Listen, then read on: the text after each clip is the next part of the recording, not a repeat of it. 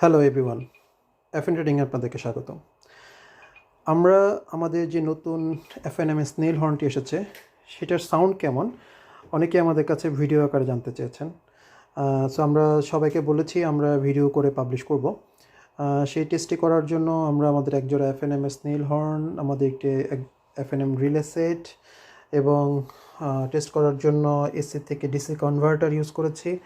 Plus হচ্ছে আমাদের এখানে একটা অ্যাম্পিয়ার মিটার আমরা বসিয়েছি এই হর্নটি কী পরিমাণ ইলেকট্রিসিটি নেয় তা দেখার জন্য। আর এছাড়া আপনাদেরকে বলে রাখা ভালো, এই যে হর্নটি আছে সেই হর্নটি দুইটা ক্লামের মাধ্যমে বডির সাথে লাগানো থাকে।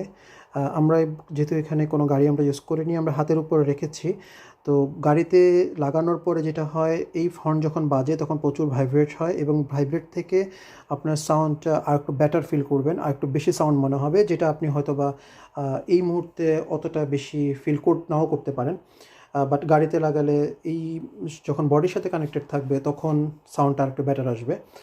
আর এই হর্নটি হচ্ছে আপনার 400 হার্জের, আর এই পাশে যে হর্নটি আছে সেটা হচ্ছে 500 হার্জের।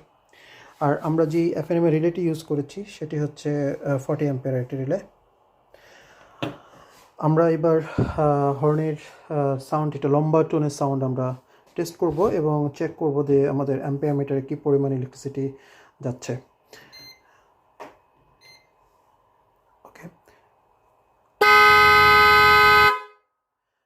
আমাদের 6.37 অ্যাম্পিয়ার ইলেকট্রিসিটি নিয়েছে লম্বা টোনে।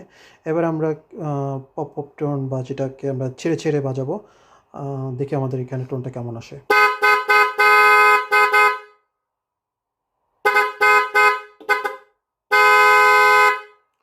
ধন্যবাদ সবাইকে।